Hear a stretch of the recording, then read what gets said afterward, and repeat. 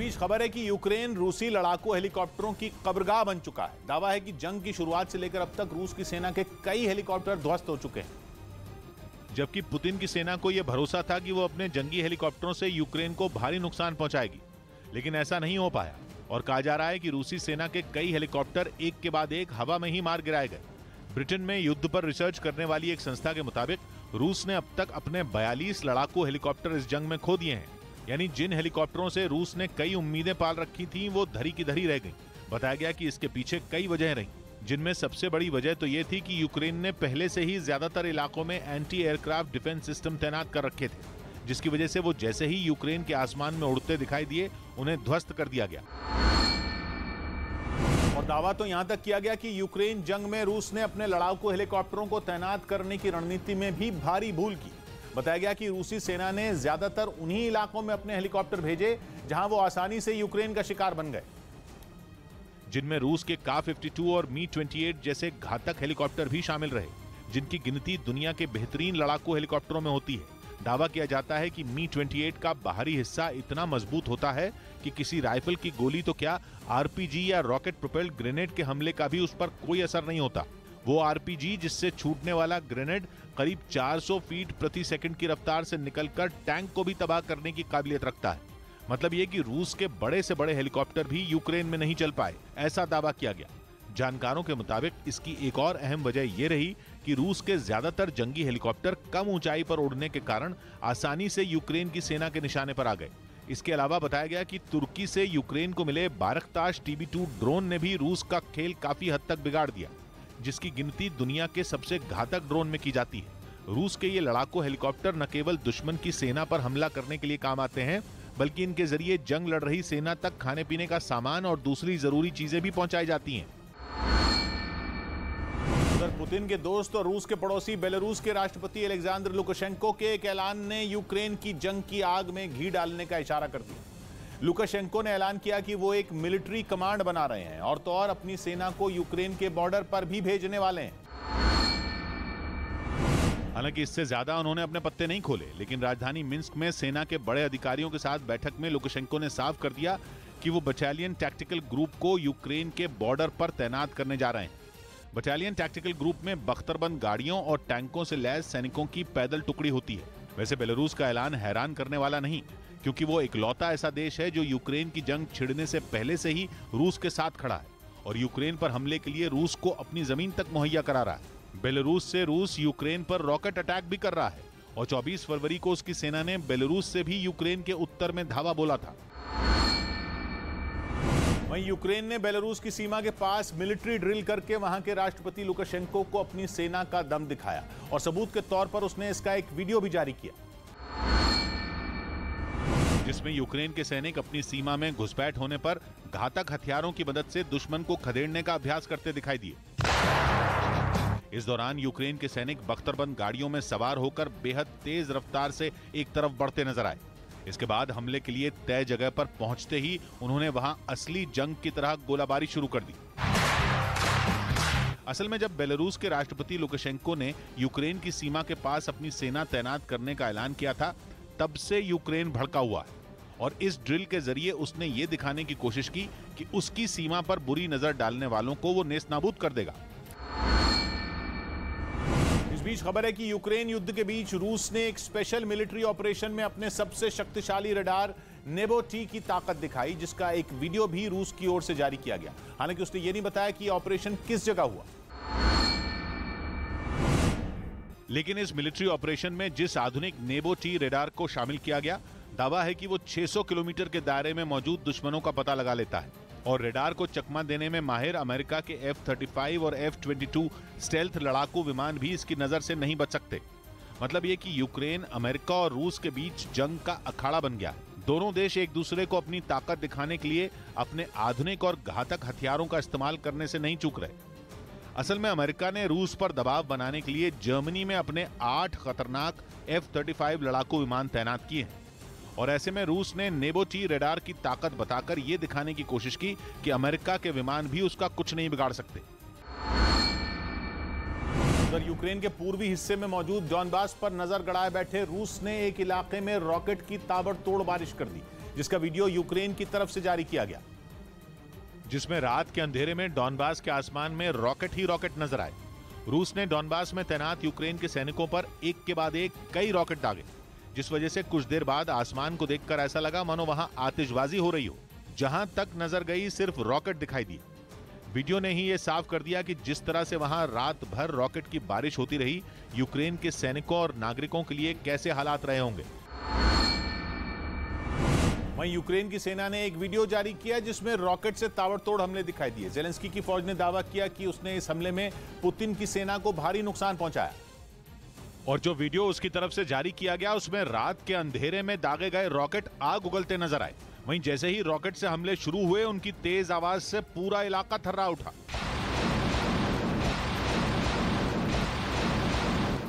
Ukraine की सेना ने दावा किया कि उसने मल्टीपल रॉकेट लॉन्चर से रूसी सेना पर कई हमले किए।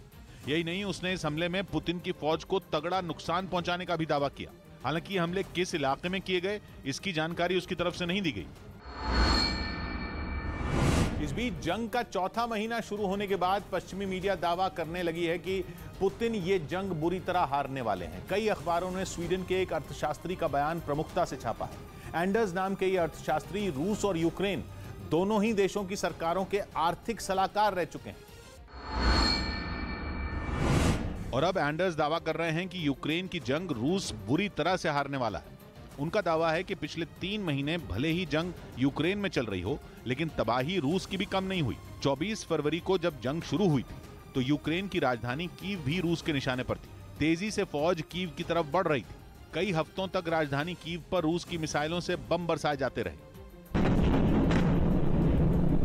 रूस की फौज का एक बहुत बड़ा दस्ता बेलारूस के रास्ते कीव की तरफ भी बढ़ता रहा, लेकिन आखिरकार राजधानी कीव पर कब्जे का प्लान भूलकर रूस ने पूर्वी और दक्षिणी यूक्रेन पर ही जोर लगा दिया।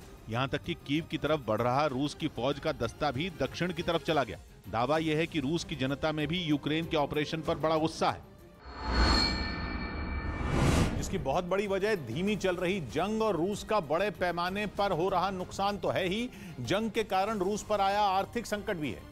अर्थशास्त्री एंडर्स मानते हैं कि आर्थिक प्रतिबंधों के कारण रूस को इस जंग में बहुत बड़ा झटका लगा और उसने 1991 के बाद से अब तक जो कुछ भी बनाया था वो इन 3 महीनों में गंवा दिया है। कहा तो यह भी जा रहा है कि रूस को मिल रहे झटकों से वहां की जनता में ही नहीं बल्कि रूस की सरकार में भी जबरदस्त गुस्सा और झुंझलाहट है। लोगों के निशाने पर पुतिन है। दावा यह किया गया है कि रूस के लिए इस जंग में एक शर्मनाक हार तो होगी ही, आर्थिक तौर पर भी रूस घुटने टेक देगा। अनुमान यह जताया गया कि इस जंग का नतीजा सामने आने के बाद पुतिन को ही उनके देश की दुर्दशा की पूरी जिम्मेदारी भी लेनी होगी, जिसका मतलब यह है कि रूस में उनके राजनीतिक जीवन का पूरी तरह अंत हो सकता है। एंडर्स का मानना है कि ज्यादा जमीन पाने के लालच में पुतिन की सेना का यह ऑपरेशन एक नाकाम और शर्मनाक प्रयोग साबित होगा। उधर रूस के मीडिया में एक बार फिर यूरोप को परमाणु हमले की धमकी दी गई। वहां एक न्यूज चैनल के कार्यक्रम में रूस के एक सांसद जर्मनी के चांसलर पर टूट पड़े, वो भी ऐसे कि उन्होंने परमाणु बम जलाने की चेतावनी दे डाली। और तो और जर्मनी के चांसलर ओलाफ शोल्स को सीधी धमकी तक दे दी गई कि अगर रूस की शर्तें नहीं मानी गईं तो रूस उन्हें मनवाने पर मजबूर कर देगा। Если вы нас заставите реально применять ядерное оружие, у нас другого выхода не будет. रूस की संसद के निचले सदन स्टेट ड्यूमा के सदस्य ने 2 टूक कहा कि जर्मनी जैसे यूरोप के देश अमेरिका की आड़ में ज्यादा उड़े नहीं, क्योंकि जब रूस उन पर परमाणु बम गिराएगा तो अमेरिका उन्हें बचाने नहीं आने वाला। Но я सильно сомневаюсь, когда вам туда прилетит, ублюдки, что Соединенные Штаты тоже быстрее давай атаковать Российскую Федерацию. रूस के सांसद ने यह भी दोहराया कि यह जंग यूक्रेन के खिलाफ नहीं बल्कि पश्चिमी देशों के खिलाफ है, इसलिए वो अपनी हद में रहें। वहीं रूस की सेना ने एक वीडियो जारी किया जिसमें उसने अपने बेहद खतरनाक anti aircraft missile system S-300V का इस्तेमाल करने का दावा किया। और जो वीडियो रूसी फौज की तरफ से जारी किया गया उसमें anti aircraft missile system S-300V एक सुनसान इलाके में तैनात दिखा, जबकि एक रूसी जवान मिसाइल हमले की तैयारी करता नजर आया। सैनिक ने सबसे पहले रडार की मदद से अपने टारगेट की पहचान की और फिर उसके बाद उसने दुश्मन पर मिसाइलें दागनी। रूस ने दावा किया कि उसने अपने मिसाइल सिस्टम का इस्तेमाल कर यूक्रेन की सेना को भारी नुकसान पहुंचाया। हालांकि उसने ये हमले किस इलाके में किए इसकी जानकारी उसकी तरफ से नहीं दी गई। लेकिन जिस anti aircraft missile system S-300V से उसने हमले का दावा किया, उसकी गिनती दुनिया के बेहतरीन मिसाइल डिफेंस सिस्टम में की जाती है। यह दुश्मन के लड़ाकू विमान और उसकी मिसाइलों को पलक झपकते ही ढेर कर सकता है।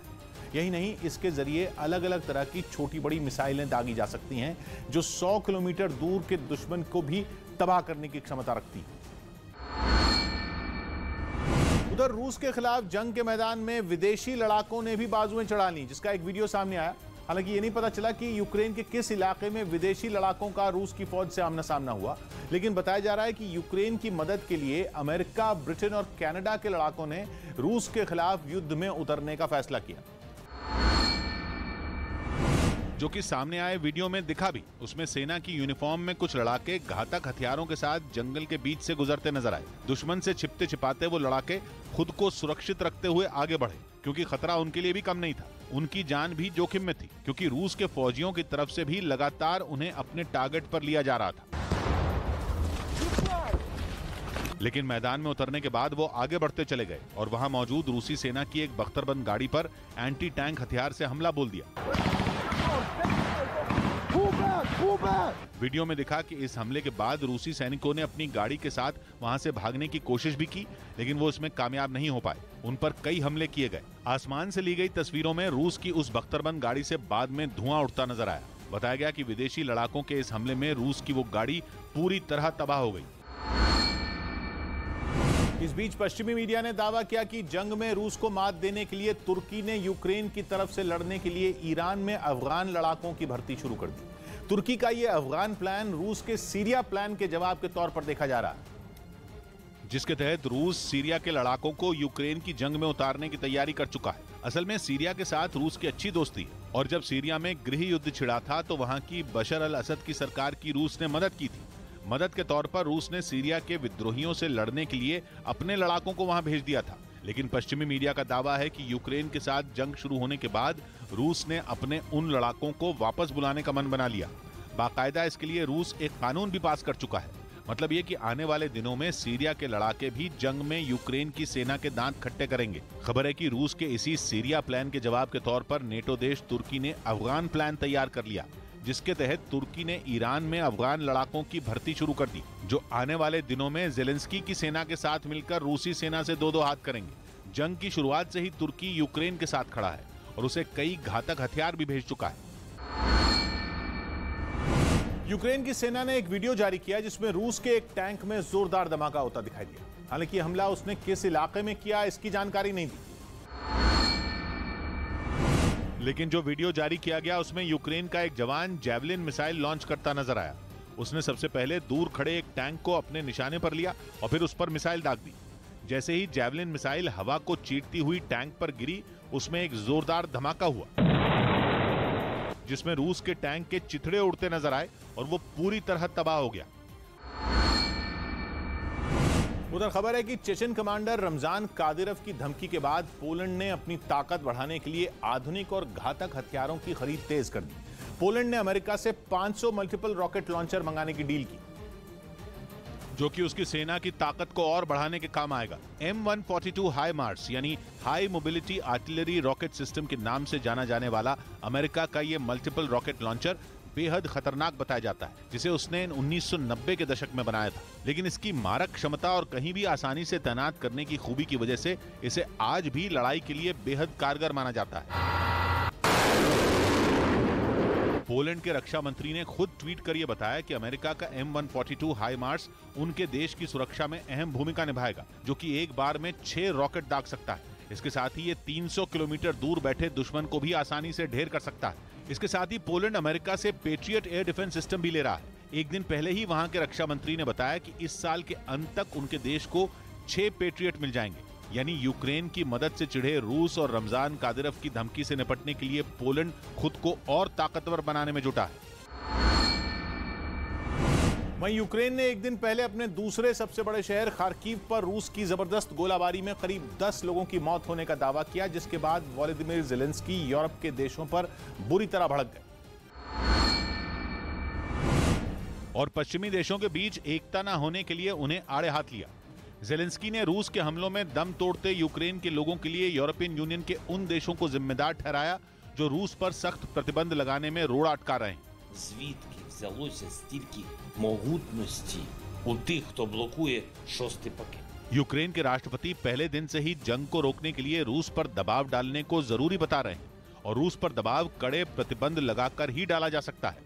लेकिन यूरोप के देश अब भी रूस से तेल और गैस खरीद रहे हैं, जो कि रूस की कमाई का बहुत बड़ा जरिया है। इसलिए जेलेंस्की रूस के तेल और गैस के इंपोर्ट पर ही बैन लगाने की मांग कर रहे हैं, लेकिन यूरोपियन यूनियन के कुछ देश इसके खिलाफ हैं।